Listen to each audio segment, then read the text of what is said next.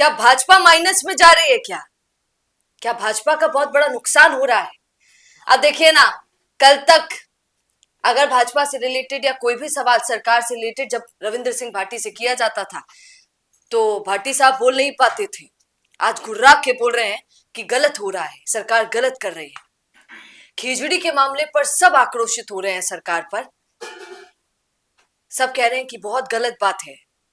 आप खिचड़ी को जो भी हो जाए, पर ये खिचड़ी को हम कटने नहीं देंगे। चाहे हमें जिसका विरोध करना पड़े सरकार में, उनका सबका करेंगे।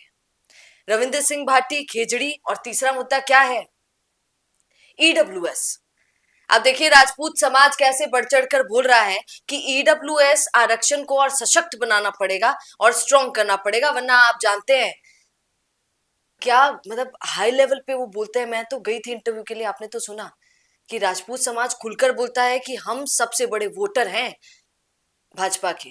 आप देखिए, ये बात हकीकत भी है, इसमें कोई दोहराए नहीं है। आप जानते हैं कि अपर कास्ट को अगर देखा जाए, ब्राह्मण, बनिया, राजपूत, ये सबसे पहले अगर रुख किसी पार्टी की तरफ करते हैं तो भाजपा सरकार है, मतलब भाजपा की पार्टी है।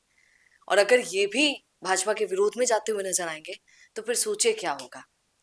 तो क्या 2028 में अभी से रुख दिखने लगा है कि मामला खराब होने वाला है भाजपा का? आज इसी पर थोड़ी चर्चा करते हैं। नमस्कार सर, क्या बोलेंगे? आपको भी ऐसा लगता है क्या? देखिए, हिंदी भाषा में कहावत है हम्म, कि अपने पैर पे कुल्हाड़ी नहीं मारनी चाहिए। हम्म, लेकिन अगर कोई उससे आगे बढ़कर कुल्हाड़ी पे ही पैर मार दे हम्म, तो क्या किया जाए? हम्म, राजस्थान भाजपा इस वक्त यही कर रही है। वो कुल्हाड़ी को सप्रेम आमंत्रण देकर उसके ऊपर अपने पैर मार रही है। हम्म, आप समझिए, अपने कोर वोट बैंक को हम्म, दर दर दर लगातार हम्म, नाराज करना, हम्म, ये कहां तक ठीक है? रविंद्र सिंह भाटी को पहले आपने पार्टी में लिया नहीं, एक लोकप्रिय चेहरे को आपने पार्टी में आने से रोक दिया। अब आप समझिए भाजपा की हालत क्या है कि वसुंधरा राजे बहुत लोकप्रिय थी, हम्म, उनको आपने साइडलाइन किया। रविंद्र सिंह भाटी बहुत लोकप्रिय हुए, उनको आपने आने नहीं दिया। किरोड़ी लाल मीणा बहुत ज्यादा लोकप्रिय है, उनको आप कभी ऊपर बढ़ने नहीं दे रहे। आपको किसी लोकप्रिय को आगे लाना नहीं है। ये तो कांग्रेस में भी है ना सर? ये कांग्रेस में भी है, लेकिन उसकी एवज में अब हुआ क्या, वो लोकप्रिय अब आपके सबसे बड़े वोट बैंक को लेकर जा रहा है हम्म, और आपको समझ में नहीं आ रहा है सर इस बात। छोटा सा इंटरप्ट।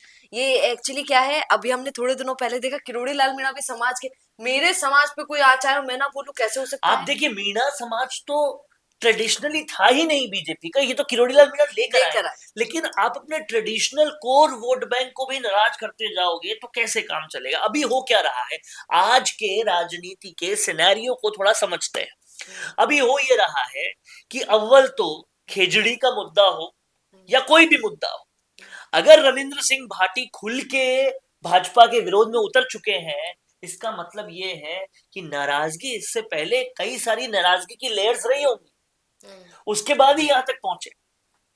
रविंद्र सिंह भाटी के साथ साथ राजपूत समाज के और भी नेता, चाहे वो करनी सेना के हों, इसके हों, उसके हों, वो भी खेजड़ी बचाओ आंदोलन कहा कर रहे हैं, बीकानेर में कर रहे हैं। हम्म, और साफ साफ उसी आंदोलन में कह रहे हैं एक बड़ी बात कि ईडब्ल्यूएस आरक्षण को अगर सशक्त नहीं किया तो 2028 मुश्किल हो जाएगा। अब इसको समझने वाली बात है, एक तरफ आप ला रहे हो यूजीसी, और यूजीसी जैसे बिलों पर प्रधानमंत्री मोदी से लेकर कोई भी किसी तरह का भी रिएक्शन नहीं कर रहे। इससे साफ है कि भाजपा अब कहीं ना कहीं अपने कोर वोट बैंक या सवर्णों को पीछे करने पर लगी है। अब उसका रिएक्शन राजस्थान में देखने को मिलता है खिचड़ी के आंदोलन में दो तरीकों से। एक तो ईडब्ल्यूएस को सशक्त करने की आपने बात की ही, दूसरी आप बात कर रहे हो खिचड़ी को बचाने की। अब लोग समझते हैं कि खिचड़ी को बचाने से बीजेपी को क्या तकलीफ है, बहुत बड़ी तकलीफ है। इस तकलीफ को थोड़ा समझिए। सबसे ज्यादा सोलर प्लांट कहां लगने हैं? जैसलमेर, बीकानेर, इन सब रेगिस्तान के इलाकों में लगने, वही खिचड़ी ज्यादा है। वही खिचड़ी ज्यादा है। अब आप जितने बड़े बड़े फंक्शंस कर लो, राइजिंग राजस्थान, ये राजस्थान, वो राजस्थान, असल में उसमें मेजर इन्वेस्टमेंट तो सोलर का ही आ रहा है, लगना तो सोलर ही है। अब सोलर लगने पे सबसे बड़ी राह का रोड़ा क्या हो रहा है कि आप खेजड़ी नहीं काटोगे। और ये राह का रोड़ा बना कौन रहा है? ये बना रहा विश्नोई समाज था, लेकिन विश्नोई समाज को अब सपोर्ट रविंद्र सिंह भाटी, महिपाल मकराना, राजपूत समाज, ये सब लोग कर रहे हैं। और जाहिर सी बात है कि बीजेपी चाह के भी कुछ नहीं कर सकती, क्योंकि सोलर अगी लगेगी नहीं तो इन्वेस्टमेंट आएगा नहीं, इन्वेस्टमेंट आएगा नहीं तो राजस्थान में पैसा आएगा नहीं, राजस्थान में पैसा नहीं आएगा तो सबसे बड़ा फायदा जो दिखा रही थी बीजेपी अपने आने का वो यही था कि हमने पहले साल में राइजिंग राजस्थान कर दिया, इतना पैसा ला रहे। कहां से लाओगे पैसा जब आप प्लांट ही नहीं लगा पाओगे? तो ये एक बड़ा तकलीफ यहां ये बन रही है। दूसरी तरफ राजपूत समाज पूरी तरह से अगेंस्ट में आ ही रहा है, और उस पर सोने पे सुहागा ये समझिए कि हनुमान बेनीवाल भी पहुंच गए बिश्नोई समाज के पास कि खेजड़ी को तो बचाना है। और वहां पर बीकानेर की धरा से हिल गई बाड़मेर की सियासत भी, क्योंकि अगर हनुमान बेनीवाल किसी मुद्दे पे ही सही लेकिन भाटी के साथ हो जाते हैं तो हरीश चौधरी और हेमाराम चौधरी के तो बैठे बैठे ही सियासत पे पूरे ओले पड़ जाते हैं। और वो चीज होनी यहाँ पे शुरू हो गई।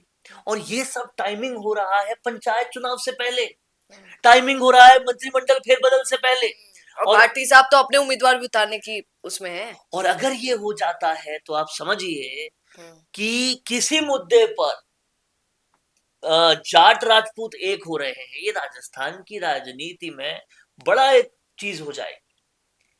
और ये एक हो रहे हैं लेकिन बीजेपी के खिलाफत में एक हो रहे हैं।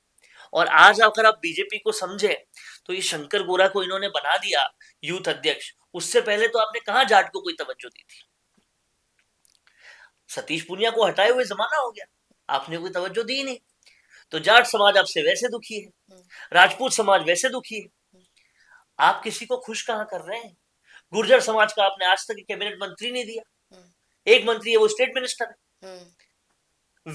वैश्य समाज का एक कैबिनेट मंत्री नहीं है, एक मंत्री है वो स्टेट मिनिस्टर है।